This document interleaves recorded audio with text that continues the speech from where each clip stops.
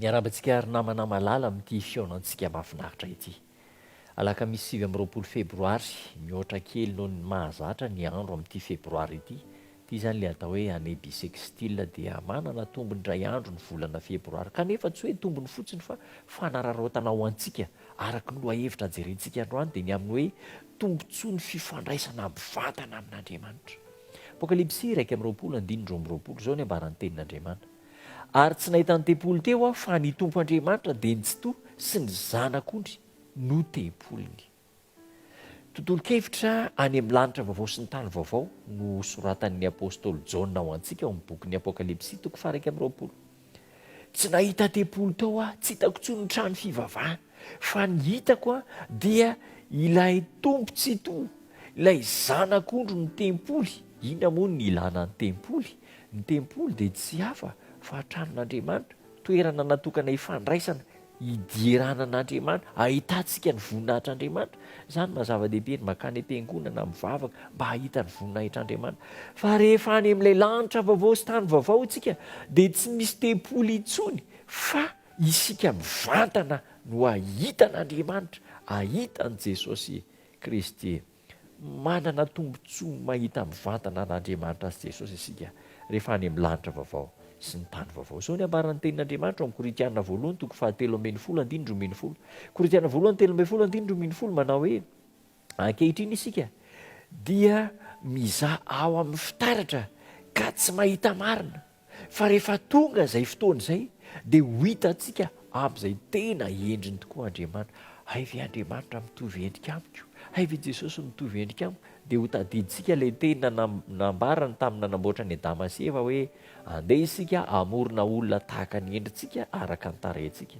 Ho tanteraka izany, ho hitantsika izany. Zao moa mbola tratra ny fahotana sy ny faharatsiana dia miova ny endritsika. Fa amin'izay fotoana izay dia tena hifanatrika amin'Andriamanitra mivantana isika. Ny fitiavany ray, ny fitiavan'Andriamanitra izay niampitatra amin'ny taranaka faramandimby tamin'ny alalan'ny fantson'ny fon'olombelona, loharanon'ny fahatsarana sy loharanon'ny fitiavana rehetrarehetra dia ho hitantsika mivantana rehefa manoloana ny seza fiandrianan'Andriamanitra isika. Hijoro eo toy ny lehilahy sy ny vehivavy no diovin'ny Kristy isika. Hijoro eo toy ny lehilahy sy ny vehivavy miditra amin'ny fanjakam-boninahitra izay nomen'Andriamanitra antsika.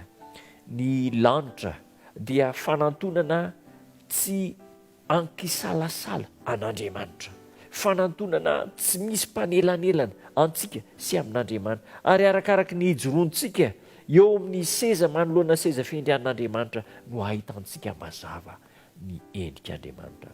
Na inona fahasambaran'ny lanitra ampanantenenantsika eto ambonin'ny tany dia tsy feno ny fifaliantsika raha tsy mahita n'Andriamanitra mivantana itsika. Inona ny fifaliana lehibe mihoatra noho izany? Dia mahita an'Andriamanitra isika. Mampahery ny mibanjina an'Andriamanitra, mampahery ny mahita ny voninahitran'Andriamanitra. Ry namako malala, tsy mampangetaheta ve zany hoe ahita n'Andriamanitra mivantana izany? Tsy mampangetaheta, mampaniry ve ny hoe ahita an' Jesosy Kristy, ahita ny tanan'ilay nifantsika tamin'ny hazo fijaliana, ny tongon'ilay voafantsiky ny hazo fijaliana, ahita ny lany von'ilay nitsondromona ny lefina noho ny fahotantsika. Rehefa mahita n'izany ny vahoaka voavonjy rehetra any an-danitra any dia ho foana tanteraka ireny endriky ny fahotana izay nentin'i Jesosy Kristy ireny.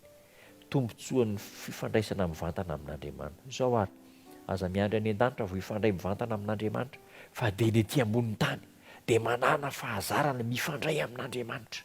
Aza atao hoe mivavao anay mpanota, mivavao anay rehefa any am-piangonana, fa ianao mihitsy no mila miditra an-tsehatra mivantana, miresaka amin'Andriamanitra. Ary rehefa zatra miresaka amin'Andriamanitra, mifandray amin'Andriamanitra ety an-tany dia ho fifaliana ho antsika ny hifandray sy resaka amin'Andriamanitra any an-danitra any.